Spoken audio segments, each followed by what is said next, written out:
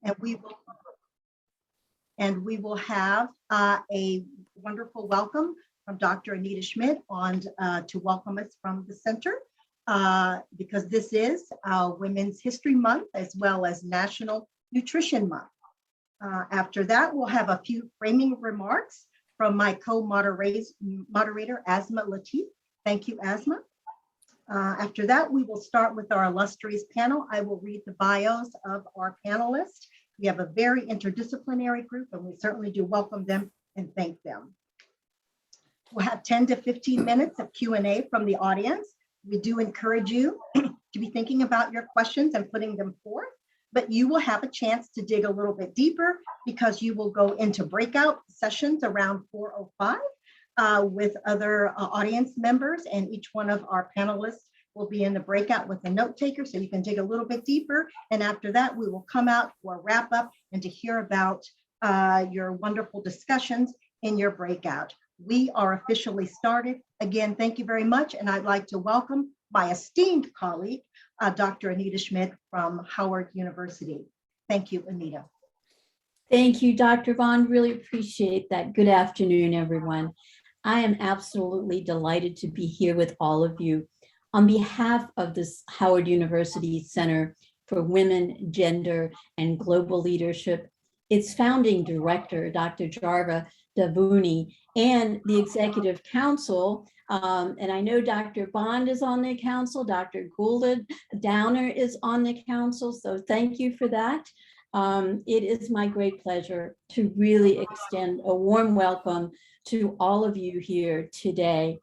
And I have to say, when Dr. Bond asked me if I would say a few words, I had to think back a long ways, and I can do that because I've been around for a while. I had to think back to the work that was done in the late 1960s by the Citizens Board of Inquiry into hunger and malnutrition in the United States. That work dates back to about 1967, 1968. And as a result of what that group was doing, a report was issued entitled Hunger USA. It was a report that identified 256 counties in the United States that were failed by federal programs. And it was during that time, I have to share this story, it was during that time that a little boy named Willie, a third grader in a school in Ohio, would carry a little gray lunch bucket to school every single day. And I don't mean a fancy bucket that had cartoon characters or anything. It was just a simple little gray lunch bucket that maybe you see a construction worker have on a job site. Little Willie, during lunch, would sit in the corner of the school cafeteria. He would look out the window and never once opened his lunch bucket. One day, a teacher approached Willie and said, "Willie, don't you like your lunch?"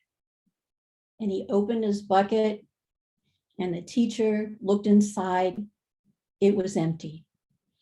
Little Willie carried an empty lunch bucket to school every day. And the good news is that because the teacher noticed little Willie sitting by himself, from then on, little Willie always got a good lunch at school.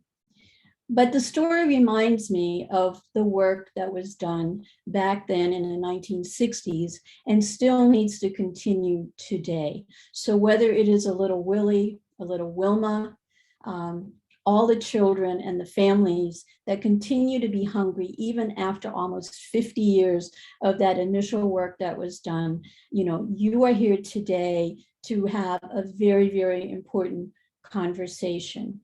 And it is really something that I'm hoping that perhaps we don't have to wait another 50 years for there to be some results to end hunger, to give families food, to let children go to school with lunch in their lunch bucket, to have children go to bed at night without being hungry, not only in the United States, but globally. So here we are 50 years later, and today I ask you to think about the little Willies and the little Wilmas as you have this very important discussion, and think about how we can solve these critically important issues around hunger, food supply, and families. So please, I encourage you to have a very lively conversation.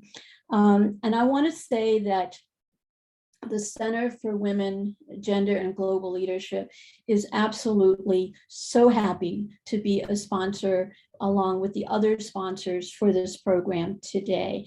And thank you so much that we can be part of this. And thank you for having me. Thank you so much for those remarks. We're going to give Asma Latif a chance to also give some framing remarks. She's one of our leaders from the Zero Hunger Pathways Project. Thank you, Asma.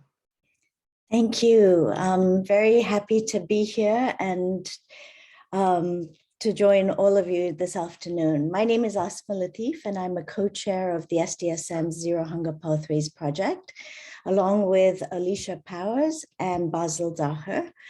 We are really excited today to be partnering with the Diversity, Equity, and Justice Working Group on this dialogue. In 2015, when the Sustainable Development Goals were adopted by all nations, they were a set of comprehensive, interconnected goals to advance people, planet, and prosperity. And they included a goal to end hunger and all forms of malnutrition, which is goal 2. The goals were adopted, as I said, by all countries, and so they are universal goals. They apply to all countries, recognizing that we are all on a continuum or on a path towards sustainable development. And we can all make progress, including here in the United States. The goals are guided also by this principle of leaving no one behind.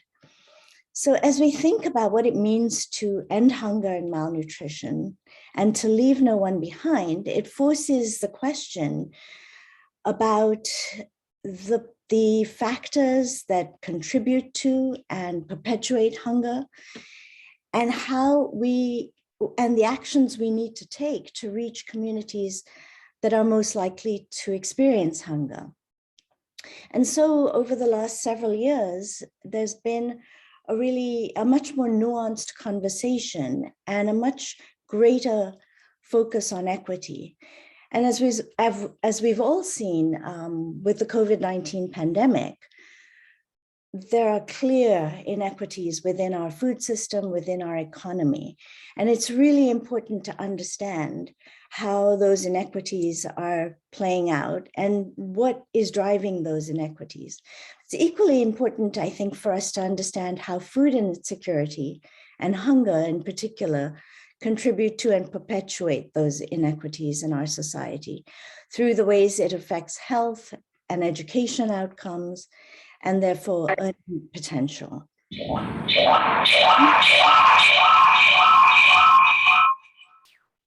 So I'm really looking forward today to unpacking all of these issues with our amazing panel, with Dr. Bond, and with all of you during our breakout sessions. I really feel very strongly that the discussions we'll have today will really advance our work within the Zero Hunger Pathways Project. We are looking at pathways that are equitable, sustainable, resilient, and healthy. So I will take no more time and hand it back to Helen to guide us through the rest of the afternoon. Thank you, Asma. And very briefly, before I introduce the panelists, I want to call forth one of our great ancestors, Fannie Lou Hamer, born 1917, said, "I know what the pain of hunger is. My family was one of the poorest in the state of Mississippi. She was the 20th and last child of sharecroppers, bought 40 acres, created the pig bank to help empower Black farmers and families." With that in mind, and with her blessing, let's move forward. I'm going to introduce our esteemed panelists. I'm going to start out with, and they have wonderful resumes, and I really do want to do them justice by reading through them all. I'm going to start out with Dr. Goulda Downer. Is an associate professor in the College of Medicine at Howard University.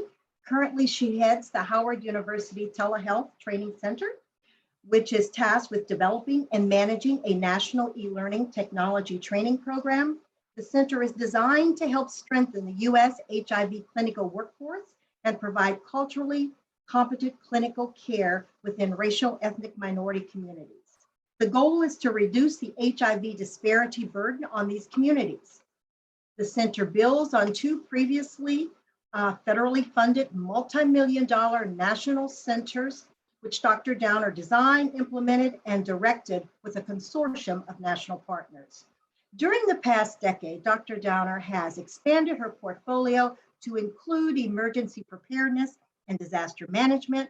She has served as an instructor for the Federal Emergency Management Agency's FEMA Institute, integrating emergency management education into your institution.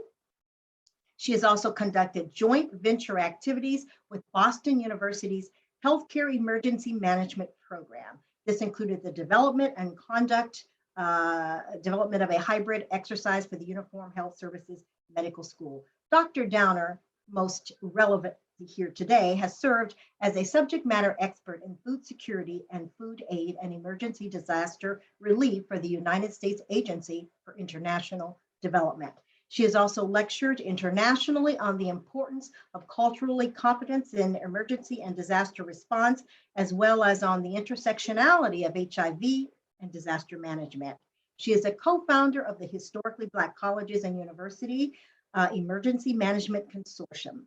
The consortium's primary aim is to introduce students to the field of emergency and disaster management, and in doing so, strengthen the current national workforce by diversifying it. Last but certainly not least, by 2019, Dr. Downer successfully completed the U.S. Federal Emergency FEMA, I'll say for short, National Emergency Advanced Academy. She is also a National Community Emergency Response Team trainer and manager. She co-authored the chapter on how climate change directly affects food and nutrition security in the 2018-2019 edition of the Caribbean Latin America Disaster Readiness Manual and Climate Change and the Caribbean Strengthening Preparedness Measures in the 2021-22 edition. Her recent publication of relevance, Do Individuals Living with HIV Know How to Access Resources in Order to Safeguard Their Health in the Event of a Statewide Emergency Station? Thank you very much, Dr. Downer. There's actually some more, but we will go on to the next person. Thank you for joining us. Our next illustrious panelist, Eloris Speight. Eloris Speight joined Alcorn State University in March 2016 as director of the Socially Disadvantaged Farmers and Ranchers Policy Research Center. In this capacity, she leads the Policy Center in conducting research on policy impacting socially disadvantaged farmers and ranchers and making policy recommendations that will improve the success of SDFR. The Policy Center played a key role in advocating for items that are included in the 2018 Farm Bill. Ms. Speight brings a wealth of knowledge and experience, 20 plus years in leadership and organizational development. She spent 10 years as a career federal employee at the U.S. Department of Agriculture, reaching the rank of senior executive, and 20 years in private sector, Fannie Mae, serving in key administrative positions. At the USDA Natural Resource Conservation Service, Ms. Speight served as the Deputy Administrator for Management and in various human resources positions. She was the first Black female to hold the position of Deputy Administrator in the 80-plus year history of the agency. That's quite an accomplishment. As Deputy Administrator for Management, she provided agency and operational leadership for key administrative areas, including human resources, finance, information technology. I'm summing up a bit here: acquisition, civil rights, and outreach, and agency. Ms. Speight holds a BS in accounting from Hampton University, an MBA finance from the University of Maryland, and an MA in human resource development from the George Washington University. She completed her course work towards a doctorate in education and human development at the George Washington University, and she's moving ahead on that. Let's give her a warm and hearty welcome to our first two panelists. Our next panelist here, we're familiar, she's worked some with our Zero Hunger Project, and that is Dr. Kimberly Carr. If you feel so inclined to wave when I call your name, please do so. Dr. Carr is an interdisciplinary scholar and researcher whose passion intersects in all things food, hunger, health, and equity in the rural and urban contexts. Currently, she is a community resource and assessment specialist at the Georgia Rural Health Innovation Center at Mercer University School of Medicine, where she serves as the center's resident food systems and hunger expert. Prior, Dr. Carr completed her postdoctoral research in two centers at Michigan State University, the Center for Regional Food Systems and the Center for Interdisciplinarity, assessing food sovereignty and racial equity in the state of Michigan. Dr. Carr earned a Ph.D. in Integrated Biosciences from Tuskegee University, Master of Public Health from Morehouse School of Medicine, and a Bachelor's of Science in Biology from Albany State University. Welcome, Kimberly Carr. Last but certainly not least, we have Skylar W. Bond. Let's have a wave. Skylar was born and raised in West Tennessee and is a 2000-year graduate of Bartlett High School in Memphis. Upon graduating Bartlett High School, Skylar attended the University of Tennessee at Martin, where he obtained 2 degrees, Bachelor of University Studies and a Bachelor's of Science in Agricultural Education. Upon completion, he became a licensed teacher of agricultural education for grades 7 through 12 and agri-sciences, grades 7 through 12. While attending the University of Tennessee at Martin, Skylar became a member of Phi Beta Sigma Fraternity Incorporated. I might have botched the pronunciation of that a bit, where he served as the treasurer of the fraternity upon his graduation. After graduating from the University of Tennessee at Martin, Skylar became a route manager at True Green Kimlon for a year.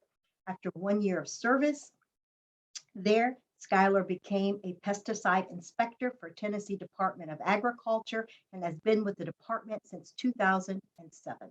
The Tennessee Department of Agriculture regulates pesticide usage to ensure the safety of individuals and the environment.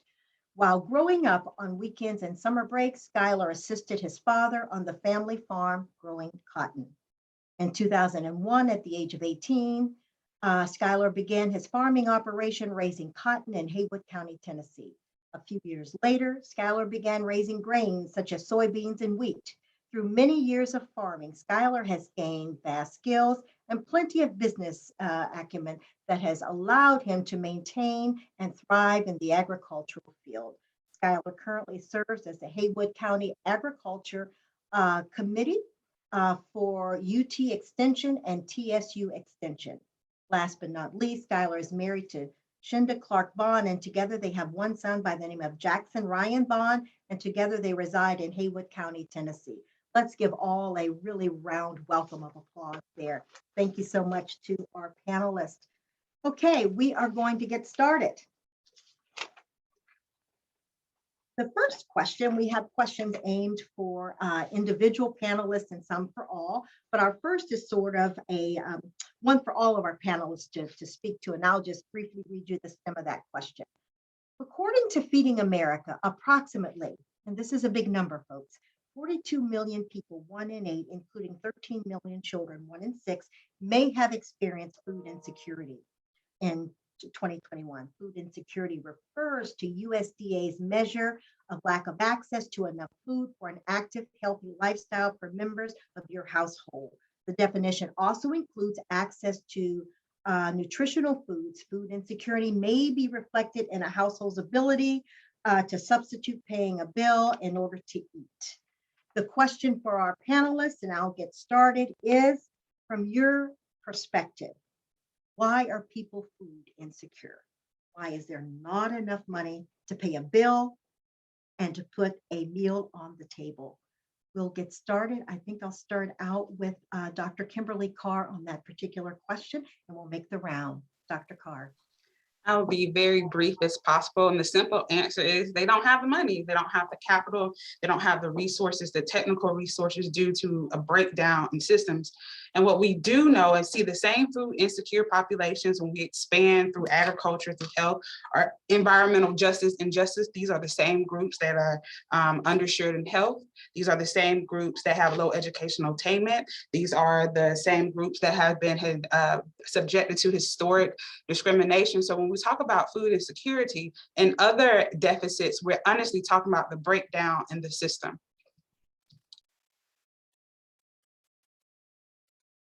Thank you. Can we go on to Eloris Speight? Could you share us your ideas on why are people food insecure? Yes, thank you. And so I won't repeat anything that Kimberly said, but what I will add is just that according to Secretary Vilsack, under the previous administration, the top 10% of producers received 60% of COVID relief funds.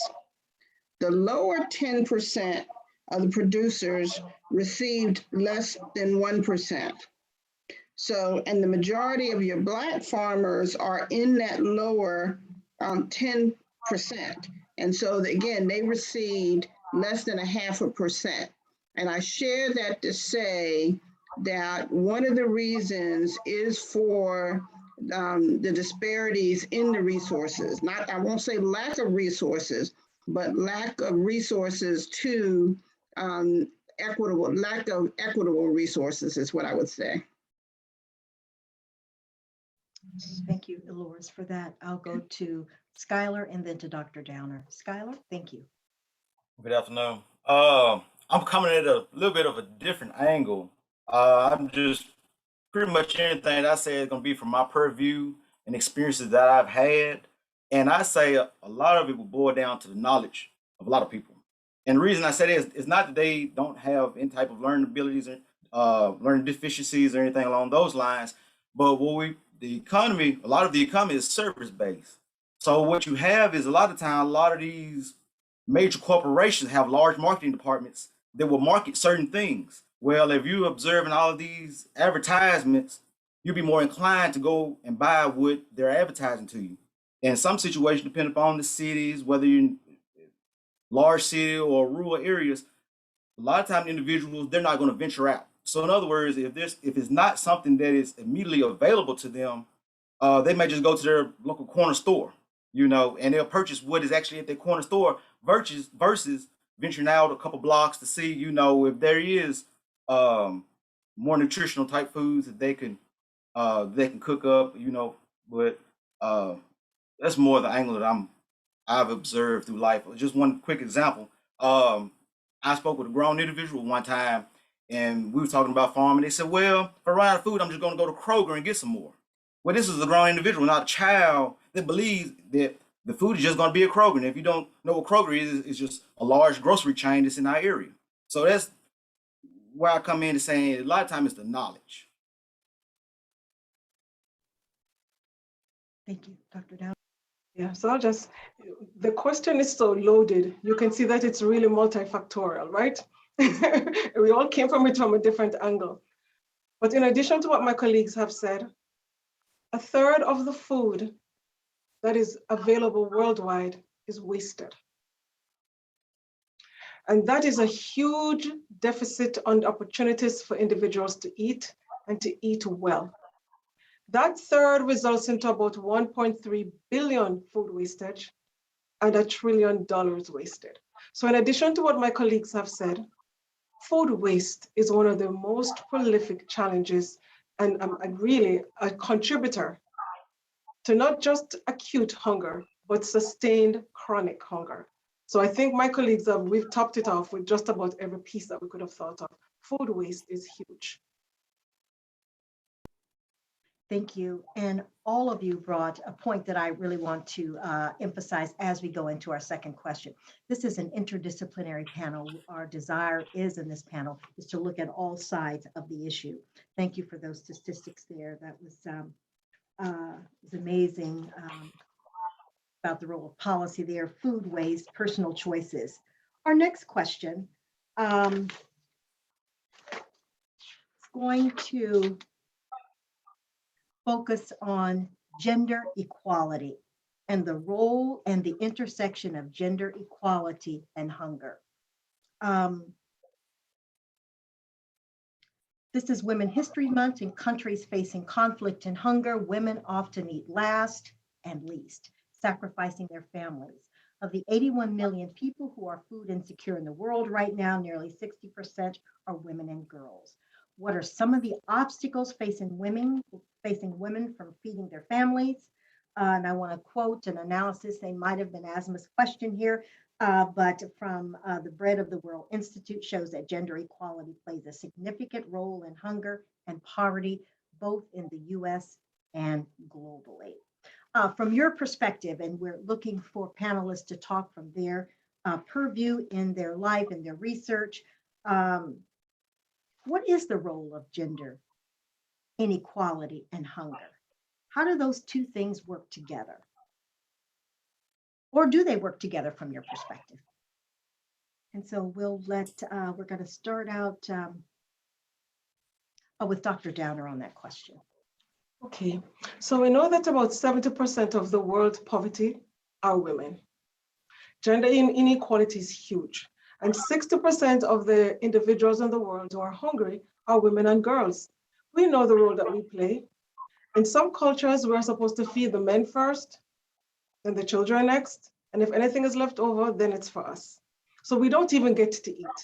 And think about a malnourished woman. Who does she give birth to in terms of her babies? They tend to have low birth weight. The challenge is often there. Or women are the ones who tend to do a lot of the work around the house, going to fetch water, taking care of animals, cooking and shopping for the family. And when you look at all of that, you also realize that when in some cultures, if the man in the household dies, the resources that he leaves behind, his family comes in to take it. So she doesn't get those resources either. So she's twice reduced to what she would have normally had in terms of resources. With all of this, without the lack of resources, the lack of supermarkets, access to healthy food, many of our women tend to overeat. And we talked about food security and nutrition security, and they're not mutually exclusive, because one is an issue of having, and other is having quality that is culturally appropriate. Think about you coming into a community where, say I'm Muslim, and you're giving me the most delicious bowl of soup, and in it are ham hocks. I'm not going to eat it, right? So just the whole piece of all of this, you will look at all of what we're doing, the lack of educational opportunities for women, resources to birth control, all of this impacts on poverty and ultimately hunger and poor health outcomes for us. But we are also the persons who can help to solve this. And I do want to feel free to this encourage as much as a conversation as possible. If any of the other panelists have a burning question, I'd just like to throw one thing in there. A lot of times when we think of women eating last, men eating first, we think of other countries. Does this apply in the United States as well? Does it have relevancy? Just any of our panelists. Yes, no, why, maybe, and we'll go on to our next question. It is a common occurrence here, because don't forget, America is made of immigrants, and all immigrants bring their cultures here with them. And it's a Southern thing, if you ask me. Shula, I hope you will say yes, and Kim, you too, all the panelists. It's what we do. It's a way that we show our love. We show our love because we sacrifice. And even in this, we will sacrifice for our men, we sacrifice for our children, we sacrifice for our family. And we don't have to sacrifice like this anymore. We don't have to, but that's what we do. That's one of the ways we show our love. I agree as well. My family is from Hatchetchubby, Alabama. That is in Russell County, Alabama. That is considered a black belt county in Alabama. And if you look at every health disparity, food disparity, you will see Russell County and that black belt. But definitely so, even I was taught, that you serve the man first. You cook, you serve, and that's what you do. That to show respect and honor. My grandmother, oldest of 10, she worked for a white family. She would go clean in her pearls and heels, and then come home and do the same thing with, you know, my mom and her siblings as well. So definitely cultural in the South, definitely in Hatchetchubby, Alabama at that time. Yeah. Thank you. One of the things that we're, Asma and I, as well as SDSN USA, we're trying to show that the SDGs, no hunger, no poverty, gender inequality, really is a fact of life here in the US as abroad. So thank you very much for those wonderful comments. The next question or part of our conversation is looking at the question for our viewing audience as well and listening audience. Is food more than just what we eat? Various foods and food products can be used to express culture, looking at the role of food in culture. Certain foods enhance both individual and collective identities. When discussing food, families, farming, justice, and culture, it is important to understand the relationship a community has with food. And I think we've touched a little bit on that, but we'll explore just a little bit more. As an example, Native nations of the Pacific Northwest define themselves as salmon people. They consider salmon to be an extremely important gift of food from the Creator, and each year they honor the sacrifice and special ceremonies. And I know I have a couple people's name beside this, but I'm a person who likes to get off script just a little bit, not too much, but I'll just open it up. Would anyone like to discuss what is their food culture in their community? Is there a certain relationship to a certain kind of food? As we think about this multifactorial problem that Dr. Downer so well described, being multifaceted, what is your cultural connection to food in your community or yourself?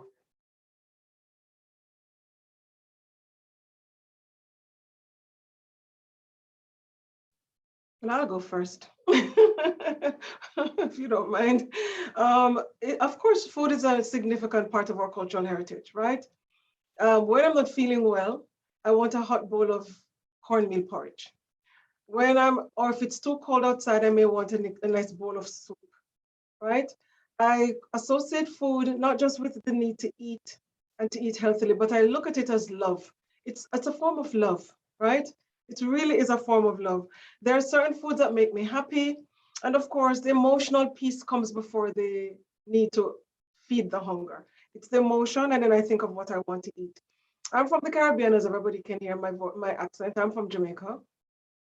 And our culture is the idea of preparing a meal. It is the love you give and the amount of love you give that goes into that particular meal. I'll chop up something and give it to you if it's just but if it's somebody I care about and love, and I mean, it would take hours to chop up those greens, peel whatever, season it, put it down for a day, get it, it's whole day. So the culture of food, it really is an aspect of love, the relationship I have with you. And, in terms of relationship, depending on where we are and where we grew up, I used to be a member of the Clean Plate Club. Gotta clean a plate, don't leave an ounce behind, but I have graduated from that, just graduated from it, and can just eat and can leave something on my plate and not feel that I'm doing something really very bad. But the important thing when you think of food and culture, it connects us. When I'm eating with you, I'm part of you. You mean something to me. It's not just abstract. Food and culture means I see you, I want to be in your presence, I welcome you. You are family. So that's what it means to me. Dr. Downer, that was very, very, very passionate. Food bringing families together. Would anyone else like to have something to say about that? Our listening and viewing audience, keep your questions. Feel free to put them in the chat. We will entertain them. Anything about food as a bond? Yes, Eloris. Well, so what I want to say, and I mean, I believe that food connects us. Then, so I agree with that. And I'll tell you, so when we talk cultural, so we're even gonna, what I want to talk about, for example, is even the difference between North and the South. I was raised in Philadelphia, Pennsylvania, so in the Northeast. When I came to Mississippi, and when I came to lead the policy center, it was truly an educational experience for me. The first time that I was introduced to a tailgate there was an experience. That's all I can say. One of the gentlemen that asked me said, "Miss Speight, can you bring some sides?" I said, "No problem." So I brought some a fruit salad and I think deviled eggs.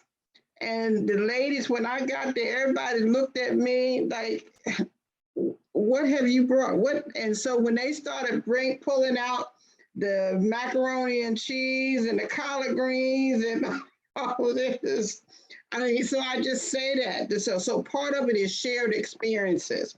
And like you said, so in fact, as Dr. Downer said, so when you bring up certain things, it brings back memories, for each of us. Now, for me, again, I grew up in the Northeast. So now if you want to talk about a Philadelphia cheesesteak or, a hoagie, then that's a different, that's for me anyway. So I just want to share that. Okay, thank you. Is food more than what we eat? Food, families, culture, and togetherness. Wonderful. And looking at this interdisciplinary look at hunger and the connections food is to family, we want to look at the issue of equity in the food business. Here's an area where I'm very passionate. My family from Midwestern Ohio, we're also small farmers. There was a time when Black farms prospered. I was just looking last night at the almost erasure of Black farmers. 2 generations out of slavery, by 1910, Black farmers had amassed more than 16 million acres of land and made up 14% of farmers. The fruit of their labors fed much of America. Now they have fewer than 4.7 million acres.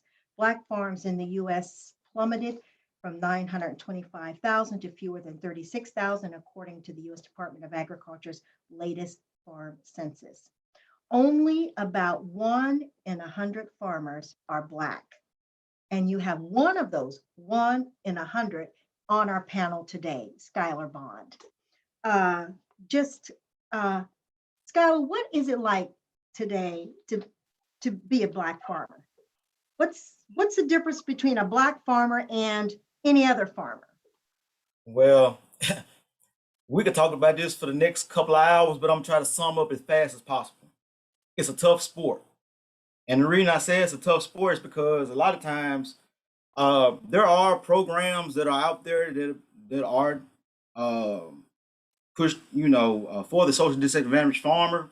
But many times I have to go above and beyond is reading through all of it to find programs in which, I can be a part of. And many of the times, we're talking about the culture, talking about culture. Many times when I go to an FSA office or anything, there is not an individual there that I can relate to on a cultural basis. It's not and we look at it as, there are very few minorities in agriculture. And when I go into the office, there's nothing I would say racial about it, but there's no one there that I can culturally relate to. And I like to use examples a lot of the time. Let's just say if you're texting someone and they send LOL, well, many of you may know what LOL is. But if you're not in their culture that does a lot of texting, they may send you GTFOH. Well, if you know, you know. But if you don't know, you just don't know. So it's not that, it's not that, minorities do not want to farm, but there is a larger system at play that really prevents that. Is very capital intensive. And just a matter of fact, there was a news section on television the other day where they had a farmer they were talking to. I don't know exactly what state it was, maybe in Iowa somewhere. But he said just to put his crop in this year, he needed an additional $500,000 on his crop. He didn't say it's gonna take $500,000 to put the crop in. He needed an additional $500,000. As he said that, he didn't say it as if there was going to be a problem getting that $500,000. So what we run into a lot of times is if you do have a minority farmer, they're generally not on a commercial basis. Whereas so far as our operation concerned, me and my father and I, my father and I, we have our own 18 wheelers where we haul our own grains. We have all our equipment to do all of that. But as a minority farmer, it is a lot tougher than what people would think for it to be. Eloris, would you like to add anything in terms of the policy?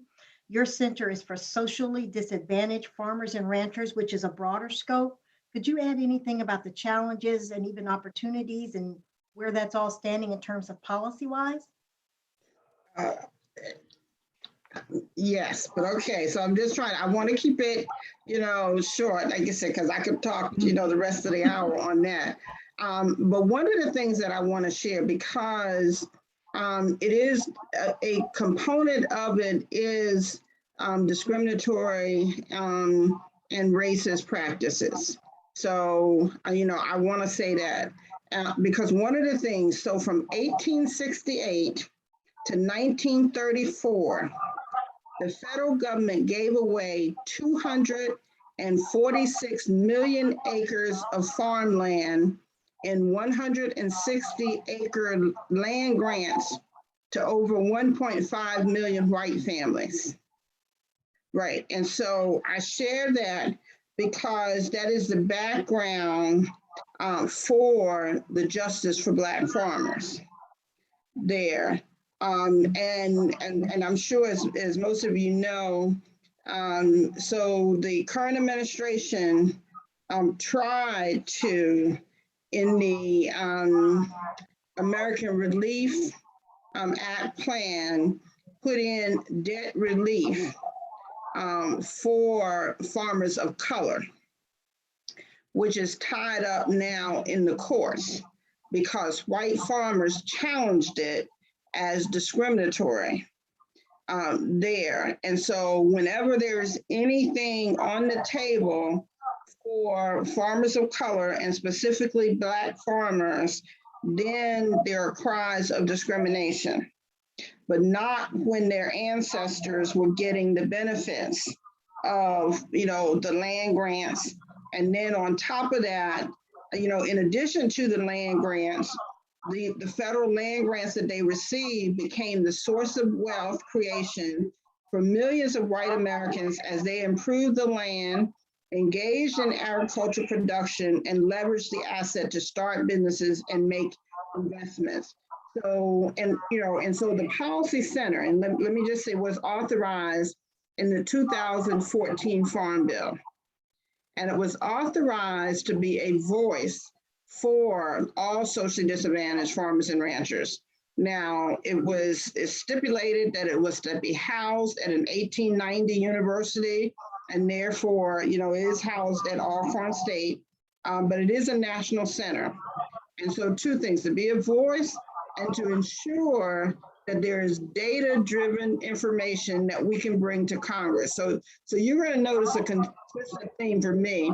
In most cases, I have the data to back up what I say, because one of the things that I do is my center conducts research studies of socially disadvantaged farmers, and we take that information to the House Ag Committee and to the Congressional Black Caucus then, so that it's not just anecdotal stories, but it is backed up by data and information.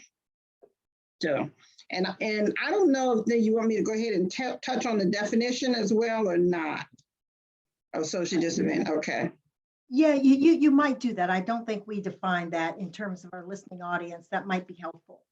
Okay, and I'll say that because, there's debates in Congress now about the definition, but it was first introduced in the 1990 Farm Bill, and under Section 2501, which was outreach then for socially disadvantaged farmers.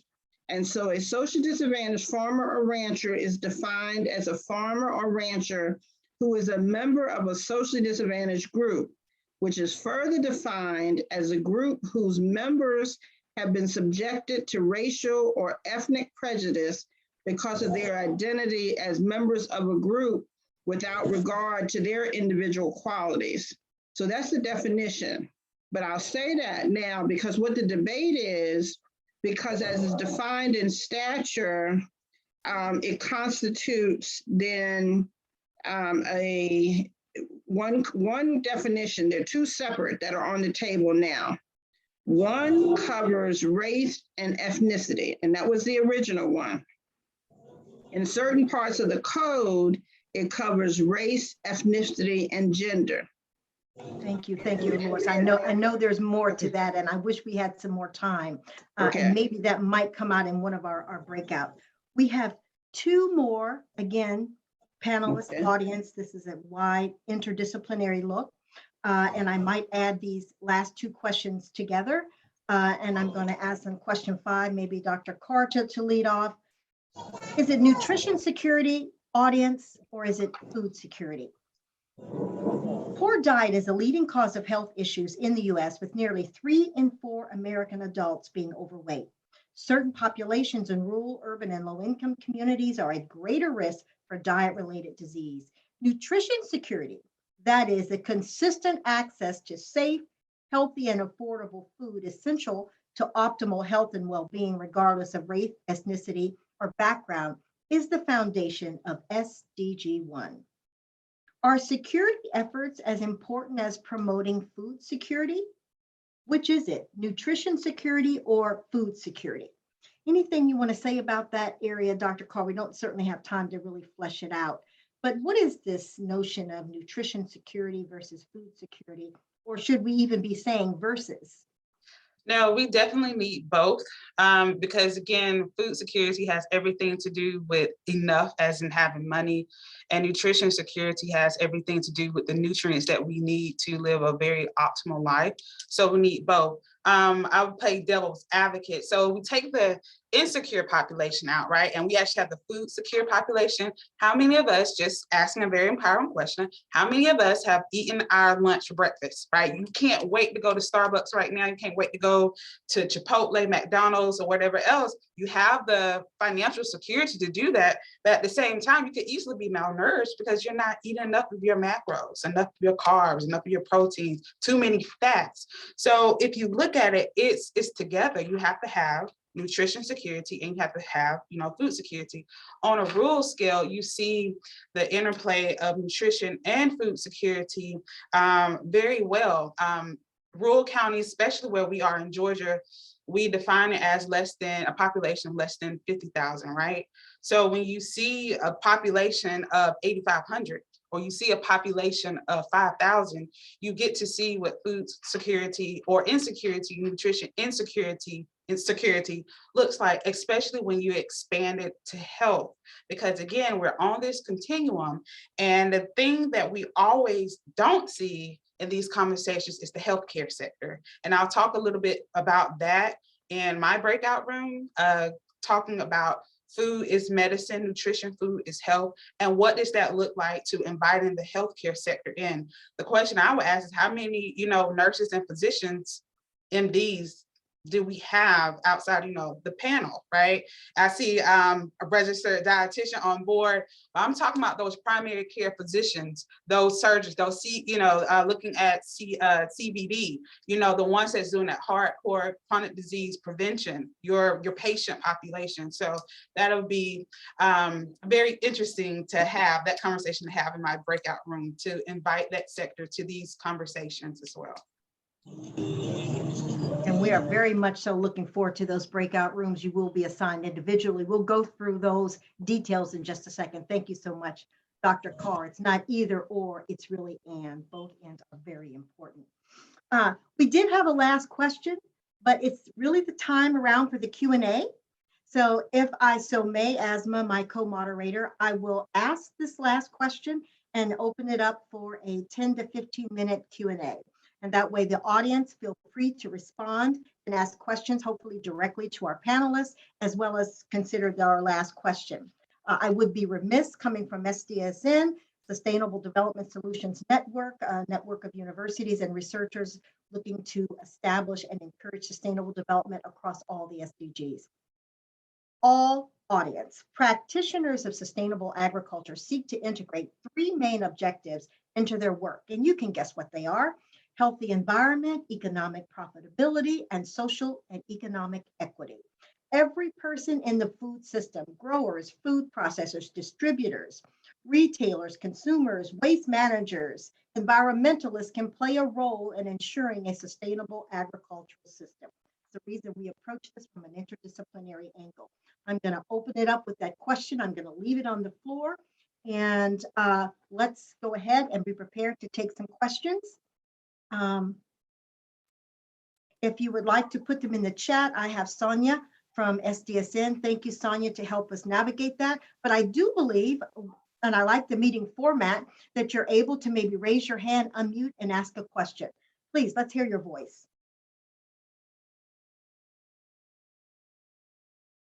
Sonia, can you check the chat for questions while we watch for, I can't see all the screen, so if you have a question, please feel free to just unmute and speak out. Hi, I just needed a clarifying question.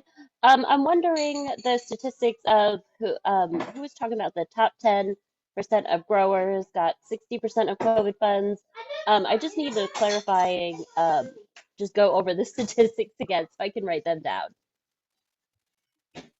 Wonderful. I think that was Eloris Speight. We had those very important statistics there. She will clarify that for you. Thank you for asking. Others, while we're doing that, please do put your questions in the chat. So it was the top 10% of producers received 60% of all COVID relief funds, and the lower 10% received less than 1%. And your majority of your Black farmers and even farmers of colors are in your lower percentage than of producers. Thank you very much.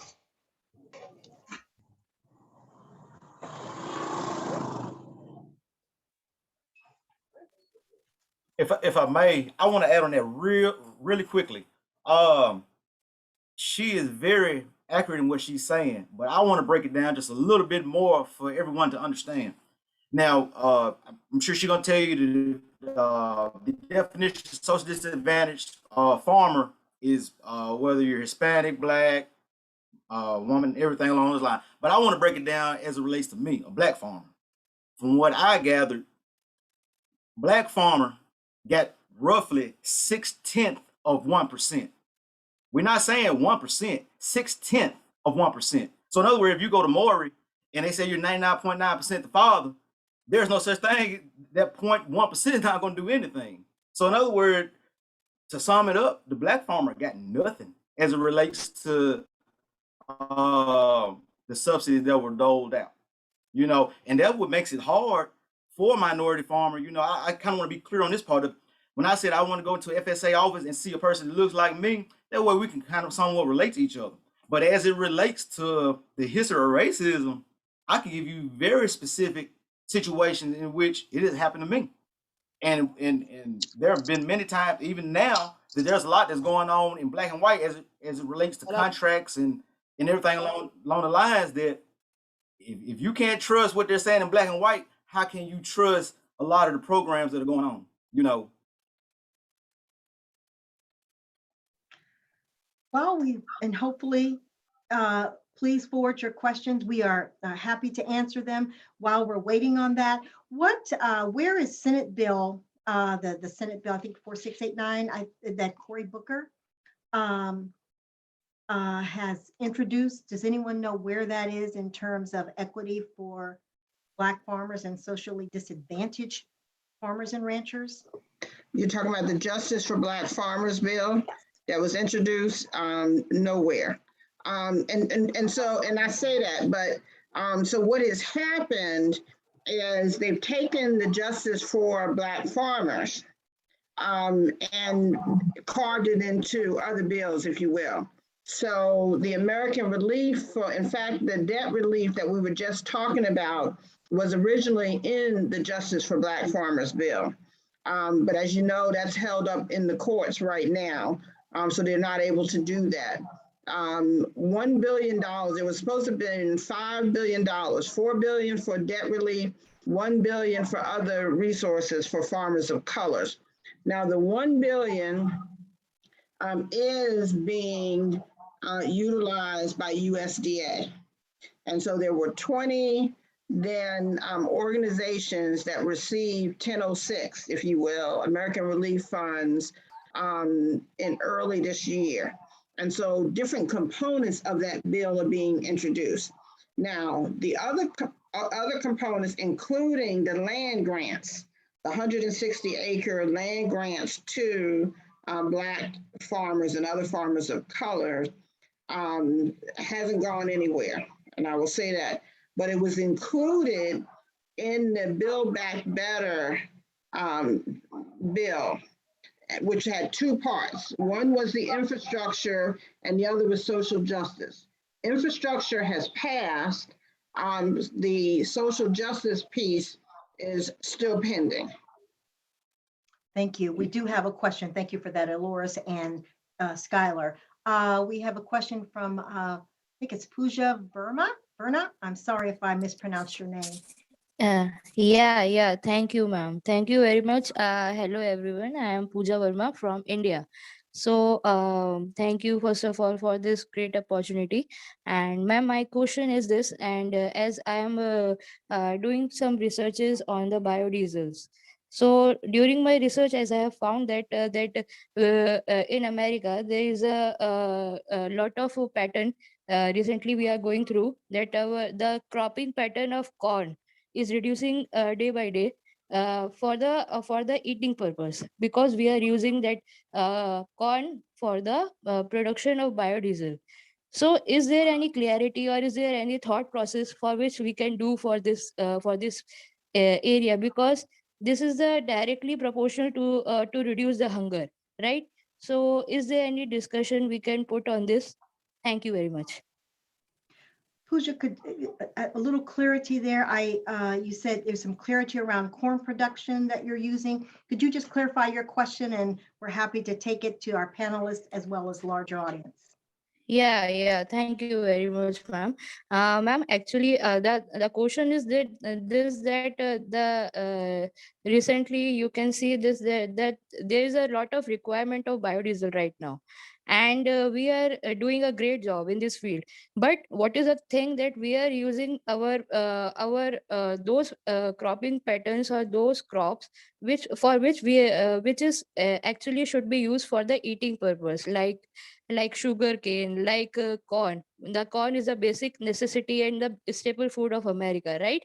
So what can we do to achieve this better for this thing, that we cannot reduce the crop of corn, and we can do a lot in the research field of biodiesel or any other biofuels. So so just my question is this, that what can we do to just upgrade our knowledge regarding this field, that how can we save our crops, basically the staple food, that is a corn. So is there any comments or any discussion which we can do on this beautiful discussion with the knowledgeable session, in this knowledgeable session? Thank you very much, ma'am. Thank you. I think I heard the growing of staple foods in terms of bioscience. Maybe I might ask Dr. Downer to speak around that area in terms of staple foods, cash crops. So what she's asking is, some of the food that we're growing is being used for fuel. And think about it, we don't have enough to eat. If some of it is being used for fuel, what does that mean? And where does that intersectionality of hunger, starvation, malnutrition, and the whole piece of it fits in? Pooja, the thing is that in this part of the world, we're not really growing food for fuel yet. In Brazil, we're using corn for fuel, and several countries actually do use corn and soybean for fuel. But it's something that we're going to have to grapple with. I don't think this panel can talk eloquently about it, because it's not something that we're prepared to do. But what I do know is it's going to be a challenge if we are going to need to grow food and use it instead for fuel. We know, for example, that a lot of restaurants will use old oil and use that for fuel, but growing food specifically for fuel, that will become another challenge layered onto what we're doing now. That's something we'll have to grapple with. And I think just the ethics of that alone makes it something that is going to be very challenging. Thank you. Thank you, ma'am. Thank you very much. Thank you. We are about to move to our breakout session. I'm going to show just a brief PowerPoint to let you see the questions for the breakout rooms. Your note takers for those rooms will also copy and paste the question into the chat so you can have it before you. I will be sharing my screen with you just momentarily.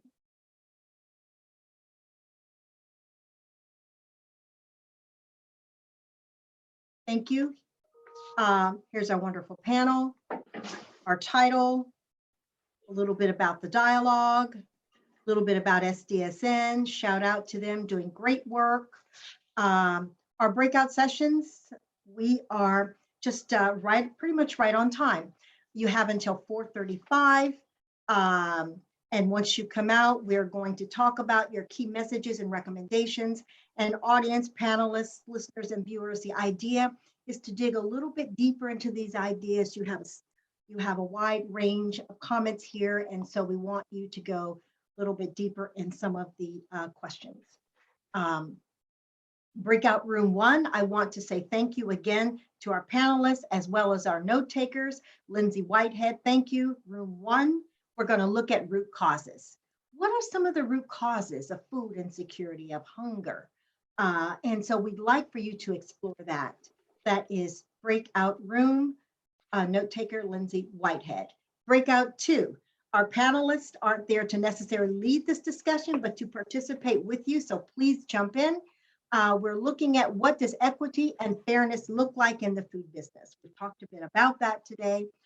Both food production and distribution must be interwoven with equity and sustainability. Let's keep that front as well, because you can't achieve sustainability without a level of equity. While major changes, global and local food agricultural systems are needed if we're to feed the hungry, making sure that the pursuit of agricultural productivity and sustainable food production is both equitable and fair to all in the business.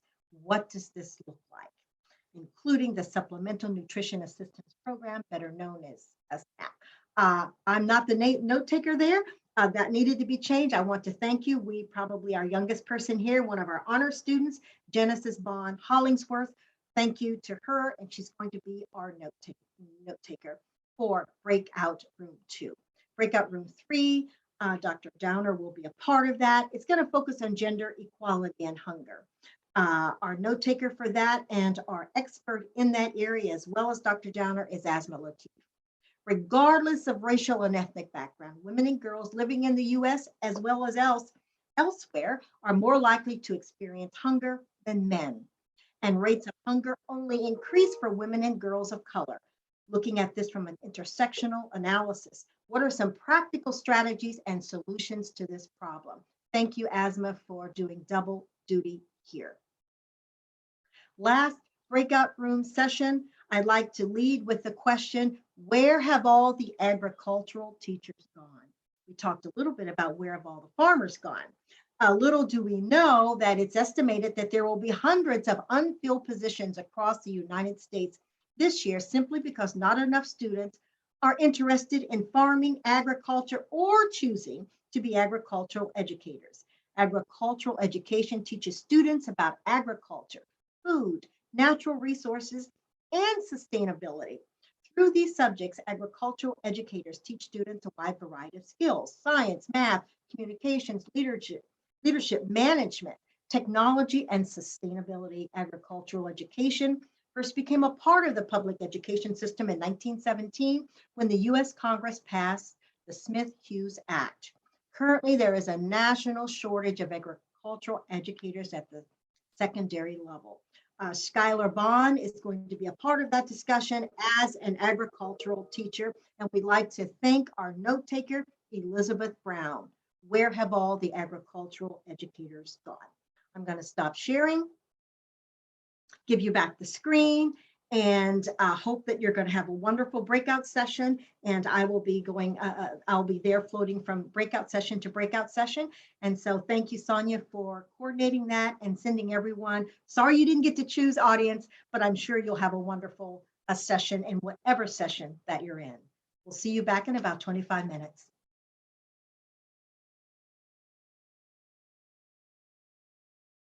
We hope that your discussions were good. I know in the breakout room that I was in, it was great. So let's get started. I think people are pretty much back, that's coming back. So we're going to, I want to thank again our note takers for that. Let's hear from maybe breakout session 1. In terms of root causes, can we have someone sort of for the next 10 or 15 minutes? We just want to hear some of your main discussions, your questions, your conclusions, if any. Breakout room 1. I can go ahead. Since I was a note taker, I can go ahead and kind of report out for the group. We really had a robust conversation that touched on a lot of really key areas. A lot of the challenges centered around the acknowledgement of the fact that there is this lack of education around what food insecurity and food security actually means. That there's also this need for collaboration among organizations and professionals, that there needs to be this interprofessional collaboration and education. We also talked about the aspect of scarcity between the haves and the have-nots, and that the ability to have access to food and how food is equitably distributed is ultimately a fundamental human right. There's this need for a more social justice and empathetic approach towards how we look at food. We also talked about the education sector and how we teach specifically youth around their understanding of food from seed to table and what that looks like. We also talked about various resources in terms of engaging dietitians and other healthcare professionals in that process. We kind of also alluded to the fact of different organizations that are really working in this space. I know that 4-H was listed as one, as well as cooperative extension programs. And then we also talked a little bit about understanding the chemicalization of food and advocacy around that space so that we know, what is actually being put into our foods. So we just had a really great discussion. I don't know, Dr. Carr, if you want to add anything else. Yes, dietitians. I learned a lot. The role of dietitians, and that dietitians, the moment we talk about food and nutrition, dietitians should come to our mind. And I learned that dietitians are not normally called dietitians. They're categorized as director of nutrition services or nutritionists. And I think that's great because we need to have that sector coming in as well, because again, they double as the people who can teach nutrition, but also understand and know what those other food access and availability points are. So I was very excited to learn about that. Thank you, Breakout Group Session 1. Thank you to Lindsay. She's a graduate student at Howard University, a Fulbright Scholar. Thank you for taking your time with us. Let's go to Breakout Room Session 2. Eloris Speight, that was around equity and justice, was our panelist there. Do we have a really, I was in that room, wonderful discussion. Very great. So who would like to, our note taker was Genesis Bonds Hollingsworth, but I don't know if Eloris or who would like to share in that room. No, let's see. Genesis, I think, took the notes. So you want to? Yeah. Yes, Genesis, do you want to get us started and then we'll pick it up from there? Yes, absolutely. So during our breakout room, we had a very great discussion regarding SNAP, as well as what equity and fairness looks like in the food business. And particularly, everyone shared their experiences from their local community and what exactly food equity looked like, whether that was the options that there were, including grocery stores or local markets. And we mainly discussed that it is a right and that fair food accessibility should be accessible and welcome to all people, whether that is you're living in a suburban, rural, or urban area, and no matter your social economic status. We also discussed that there is a lack of education in this issue, that most people, when it's brought up, they do not really know exactly is going on with the issue, or when various topics or bills are brought up, they're not aware of such. And in particular, in terms of SNAP, we discussed that this government welfare program does need many revisions, including that illegal immigrants do not have access to these benefits for 5 years, and also that territories and college students should also be included in this program as well. And in terms of solving the issue, once again, we discussed that it is needed for administrative and legislative reform to be taken. And such issues should be broken down so that everyone understands these issues and it can be effectively reformed for everyone. Great, thank you. So one of the I just want to highlight that Genesis said is the role that policy plays as well. And while individuals don't recognize then and may even be intimidated by the craft and the development of policy, the answers really do rely or lie with the individuals that are closest to it, because they know what they need. And so part of it is ensuring that we're going to the source, those that are experiencing the greatest pain, so to speak, or, you know, that where the food is the most insecure, to come up with the solutions and just put them on the table and start working them, you know, one at a time, if you will, there. Because it is huge. It's not going to happen overnight, but you got to start somewhere, and you need to start yesterday. So, okay. All right. Helen, I don't know if I left out anything, but yeah. Oh, I think it was great. I hate to interject, but I have one question. Is there any way I can ask it? As it relates to, I wasn't in y'all session, I had to go to the other session, but as it relates to the section 1005 and the American Rescue Plan, all right, of course, there are injunction and everything against it. Now, I have one question. With me currently being a farmer, I did receive a letter on them paying off the loan. Well, and the correspondence stated that if I received anything afterwards, to totally disregard the letter as it relates to any payments or anything along those lines, because it specifically spells out that there's a certain amount that's going to be paid under the rescue plan and so forth. Well, fast forward now, I just received a letter that states they wanted to see about getting a lien against a crop on the loans that are supposed to be paid out. My question is, if there's an injunction or whatever the case may be against that, to see if they're going to pay the money or not, if we have billions, if not $1 trillion plus in student loans, which are federal money, in which interest as well as payments have been suspended, why isn't the same thing done for this program until they decide whether it is legitimate, they're going to pay it or not? Because interest is steady accruing. Interest is steady accruing on the loans. Now, if you send a letter stating that you're going to pay and you haven't paid, why is interest steady accruing? We can do it for the student loans, whether it may be $1 trillion plus. I don't have the exact numbers in front of me, but it all goes back to the equity part of this of earlier what we said, the 0.6%. If you break that down, the $4 billion that's supposed to be allocated for that is roughly the same percentage, roughly 0.6%.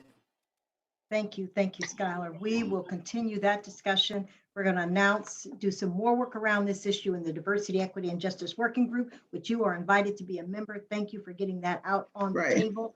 We want to thank our note taker, Genesis Hollingsworth. If you can believe, she's actually a junior in an honors high school in Washington, D.C. I said she's the youngest member here. We're recruiting her for both our working groups.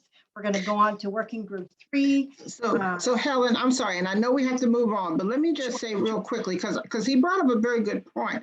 And the difference, so I'll tell you real quickly, is one was legislation was passed to halt the payments.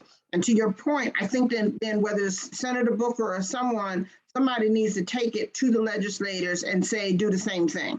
All right, enough, okay. And part of our panel is for you to connect, bringing these ideas together, putting them out there, looking at the macro, micro level. So thank you for Skylar. Thank you for reminding me so that you can answer that. Breakout room session 3, gender equality and hunger. Our note taker, Asma Latif, who is our residential specialist here, expert. And so if you could just give us an overview of your findings. I will start and hope that Dr. Downer and others can add to my summary. So we started where we had sort of left off in the plenary session, talking about sort of the cultural roles that women play and how that plays out within the household in terms of when women eat and what happens if the food runs out, women not actually getting access to the food. And so we spent a lot of time talking about women needing to take the reins and to be able to understand the connection between their own food security and their future health outcomes and their future and the future health of their children and so on. We had some really good examples of where women, where anti-hunger advocates have partnered with women's groups and Indigenous people to really affect change and to Karen, who was in our group, spoke about the change in breastfeeding laws in North Dakota. That was a joint effort across different stakeholders to remove some restrictive language that was there. So a lot of discussion about, understanding and having the humility to ask what is why women are eating last, why they eat what they need, why are they doing certain things, to really understand the cultural context, and then to be able to design programs with that knowledge and with that knowledge and understanding. So really making sure that women are part of that essential program design. There was a lot of discussion also about the role that women play in household chores, in, grocery shopping, and the time constraints and transportation and cost of purchasing food, preparing food, and how do we take that into consideration as we design policies and programs, and the need to educate both men and women about the importance of these good nutrition for women, and the roles within the gender roles within households. And then we talked about electing people with lived experience, and that is a key way to ensure that policies are reflecting the reality of half the world's population. And I think that was, yes, and being clear about who is making those policy decisions, and how do we value child rearing and those unpaid responsibilities that women disproportionately take on. And we ended with a question around, do school meals provide an opportunity to begin that education early on for boys and girls as they're going through the school system. Dr. Downer and others in the group, would you like to add anything? No, you did perfectly. Thank you. Thank you. Thank you so much for that, Asma, and that group. Okay, last but certainly not least, breakout session 4, the guiding question. As a teacher, still a teacher, former K through 12, now university teacher, teachers are close to my heart.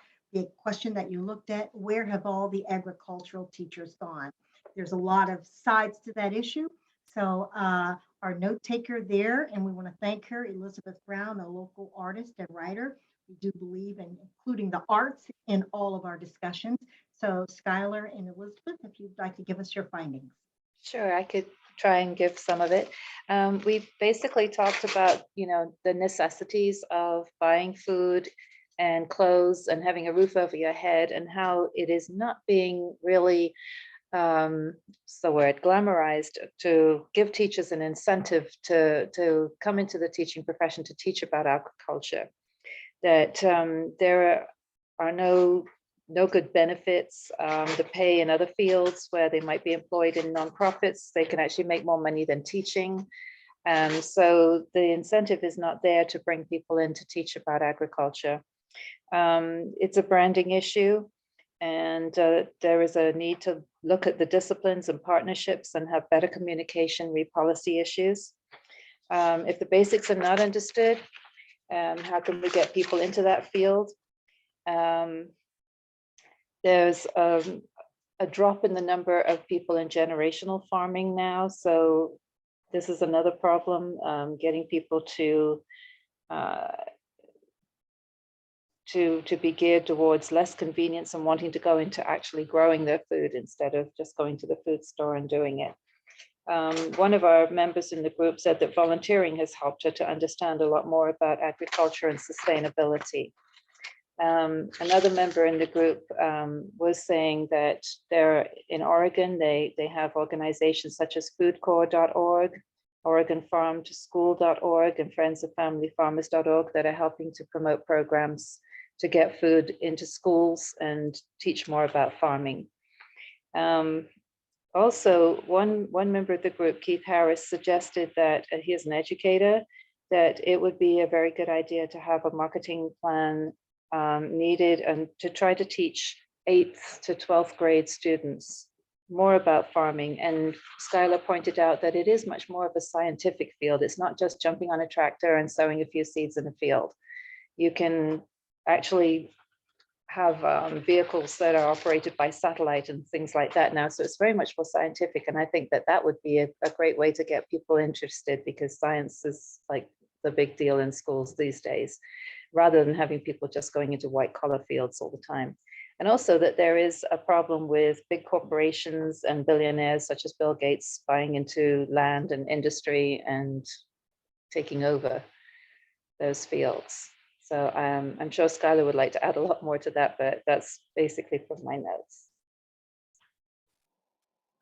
But yes, the main point I just want to make on it is agriculture is a broad field, and you can't narrow it down to just one or two things. And that's the main thing that people need to understand, from the food you put in your mouth to roof that's over your head, is all falls up under the umbrella of agriculture. And it's just not one faceted, but multifaceted.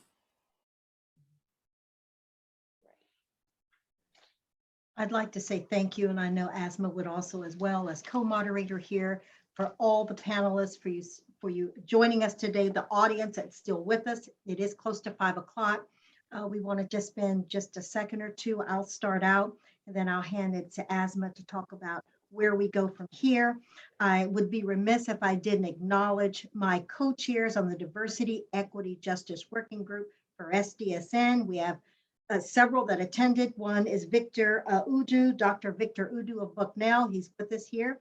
We certainly thank him for serving on that team, as well as Deepa Vivekis from the Cleveland Foundation. We're doing wonderful work aligning with that foundation, the SDGs alignment, and our co-chair Claudia Roma Edelman of We Are All Human, doing wonderful work in the Hispanic space. They are going to launch a Hispanic tool here on April the 11th a shout out to them. And also, just to let you know, we're going to continue this conversation in the space of Dr. Reverend Barber and the Poor People's Campaign.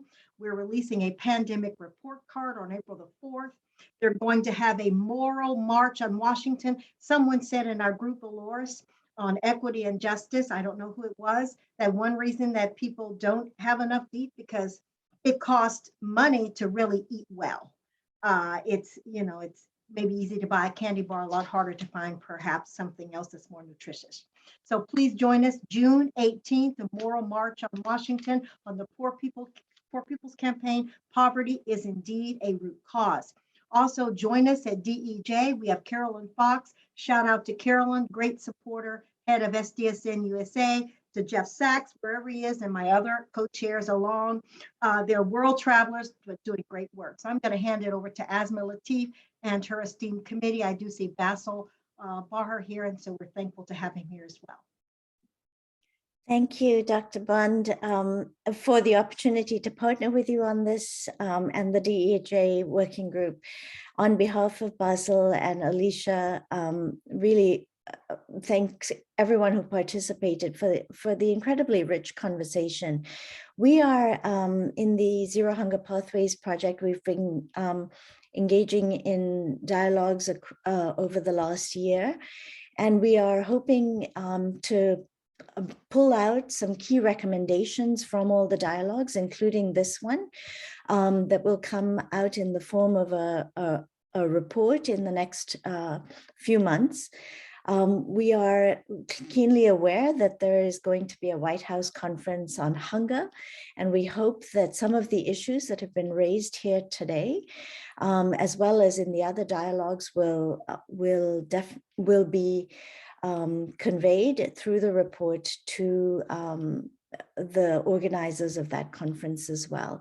So look out for the report. Please stay engaged.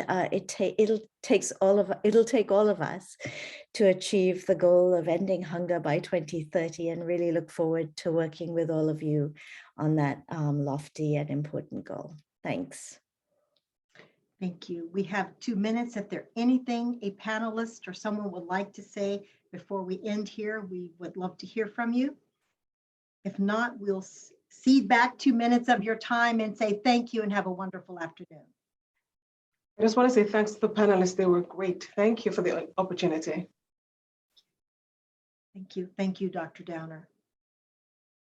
Face. And so I do think that he needs to say something. If the academy is going to go so far as to look into action, okay.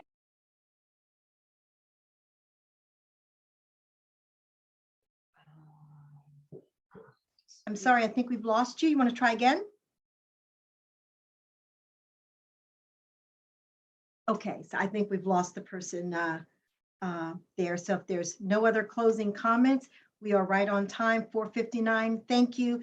And we hope to be hearing and seeing from you again. Do have a good evening. Until next time. Thank you.